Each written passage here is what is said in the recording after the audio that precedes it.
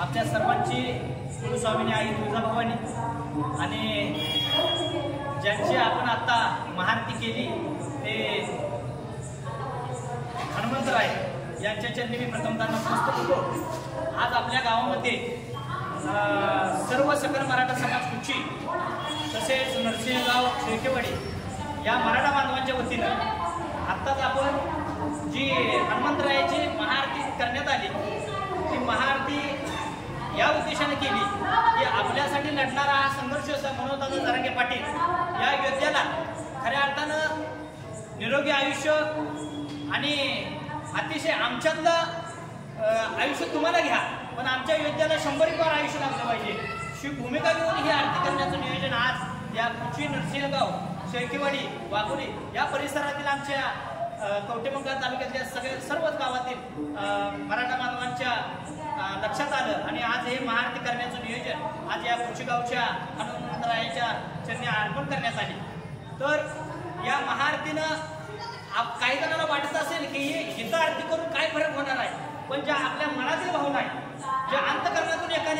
एखाद्या देवाला जर आपण जायचं म्हणलं तर हितनं जरी अंतकरणातनं जरी त्याला मांडलं तरी सुद्धा देवाला म्हणलं जातं त्याचं दर्शन आपल्याला होतं। त्याच पद्धतीने आपण अंतकरणातनं मनोजदादांची तब्येत चांगली राहावी, त्यांना निरोगी आयुष्य लाभावं आणि ह्यो संघर्ष योद्धा आपल्यात लढण्यासाठी सदैव सज्ज असलं पाहिजे या भूमिकेतून आम्ही इथं देवाला गारण काढलेलं आहे आणि ते गारण आदरणीय नक्कीच हा देव नक्कीच हनुमंतराय ऐकेल आणि मनोजदादांना निरोगी असं आयुष्य देईल आमच्यात लढण्यासाठी आमचं नेतृत्व करण्यासाठी। या महाराष्ट्रात छत्रपती शिवाजी महाराजांनंतर जर आम्हाला कोणता संघर्ष योद्धा मिळाला असेल तर ते मनोजदादा जरांगे पाटील आहेत म्हणून हे योद्धा आमच्यात पाहिजे ही भूमिका घेऊन आपण आज ही महाआरती केलेली आहे। तसेच आपण जे आंतरवाली सराटीत आता प्रत्येकाला कामं असतात पण या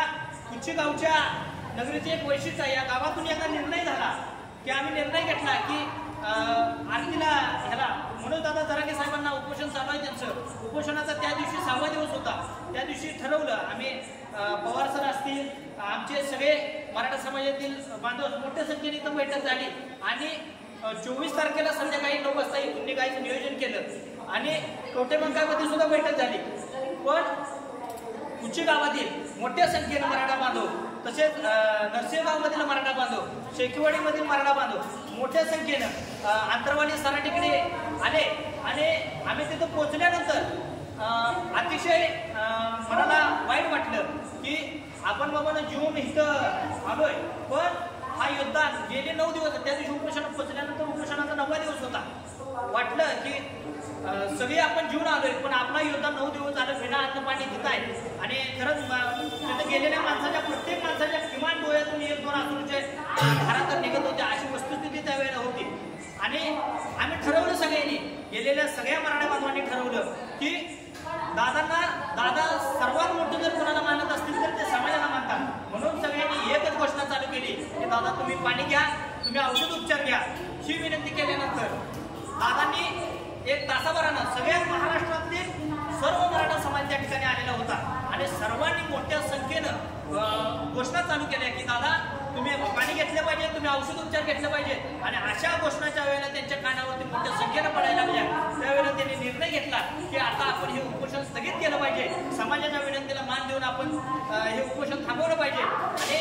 आमच्या तिथं माता भगिनी मोठ्या संख्येने उपस्थित झालेल्या होत्या त्या माता भगिनीच्या अक्षरशः डोळ्यातून पाणी यायला लागलं आणि हे ज्या वेळेला दादांनी पाहिलं त्यावेळी दादांनी उपोषण थांबवण्याचा उपोषण स्थगित करत असण्याचा निर्णय त्यावेळेला घेतला। अतिशय आम्हाला त्यावेळेला आनंद झाला म्हणून आपण तिथं सगळ्या मोठ्या संख्येनं हे लढवूया योद्धे ज्या आंतरवाली सराटीला आपल्या कामातून वेळ काढून खरं तिथं पोहोचले आणि ज्यांची काही जणांची इच्छा होती पण ते येऊ शकले नाहीत पण त्यांच्या अंतकरणात भावना होती की आम्ही जाणार होतो पण काही अडचणीमुळे आम्ही थांबलो।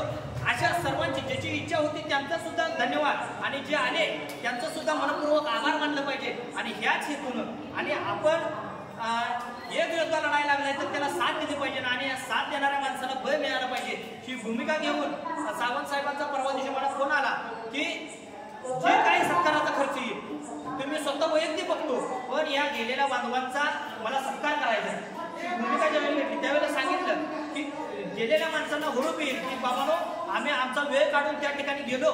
आणि त्याचं आम्हाला काहीतरी आज सकल मराठा समाज बांधव आमचं एक स्वागत करतोय आणि केलेल्या